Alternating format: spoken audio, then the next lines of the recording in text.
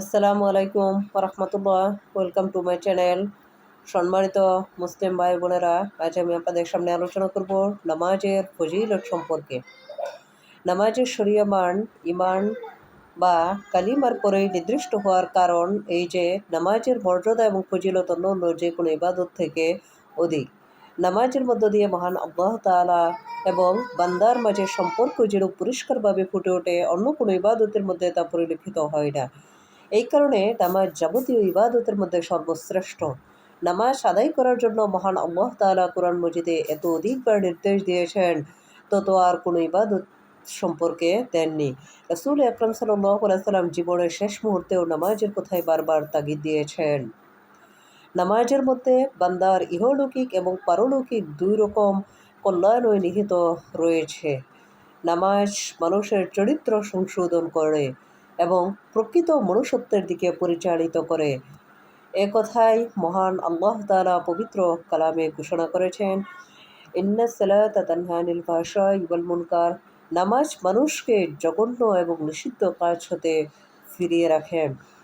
নামাজ আদায়ের মাধ্যমে মহান আল্লাহ তাআলাকে সর্বক্ষণ স্মরণ রাখা যায়। যেমন মহান আল্লাহ তাআলা কোরআনে পাকে বলেছেন, তোমরা আমাকে স্মরণ রাখার জন্য নামাজ আদায় করো। প্রকৃতপক্ষে নামাজ মানুষকে সাফল্যের চরম শিখরে নিয়ে যায়।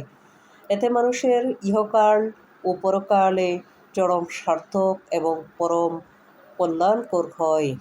এ সম্পর্কে মহান আল্লাহ তাআলা পবিত্র কুরআনে ঘোষণা করেন, হে মুমিন, অত্যন্ত একাগ্রচিত্তে নামাজ যে মুমিন অত্যন্ত একাগ্রচিত্তে নামাজ আদায় করে, নিশ্চয়ই সে সফলতা লাভ করে। রাসূল আকরাম সাল্লাল্লাহু আলাইহি ওয়াসাল্লাম নামাজ সম্পর্কে অসংখ্য হাদিস বর্ণনা করেছেন। এক হাদিসে তিনি বলেছেন, নামাজ দ্বীন ইসলামের ভিত্তিস্বরূপ। যে ব্যক্তি যথাযথভাবে নামাজ আদায় করল, সে দ্বীন ইসলামের ইমারত মজবুত রাখল।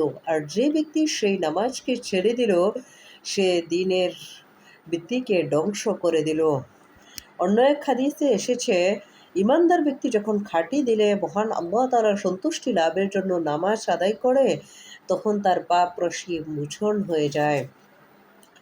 5 ওয়াক্ত নামাজ এক জুমা থেকে অপর জুমা পর্যন্ত এবং এক রমজান থেকে অপর রমজান পর্যন্ত সমস্ত সগীরা গুনাহ মোচন করে দেয়, যদি ওই ব্যক্তি এর মধ্যে শিরকের মতো কবিরা গুনাহ সমূহ পরহেজগার থাকে।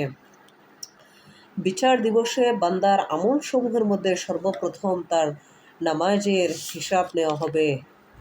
নামাজ ভালোভাবে আদায় করলে সে সফলতা লাভ করবে, আর তা না হলে সে ধ্বংস ও বিনষ্ট হয়ে যাবে।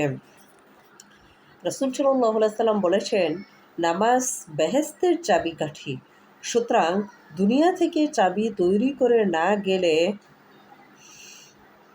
কখনো সে বেহেশতের দরজার তালা খোলা সম্ভব হবে না।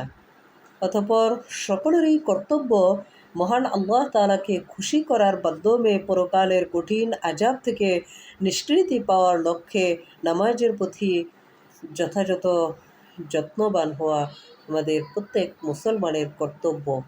আসসালামু আলাইকুম ওয়া রাহমাতুল্লাহ।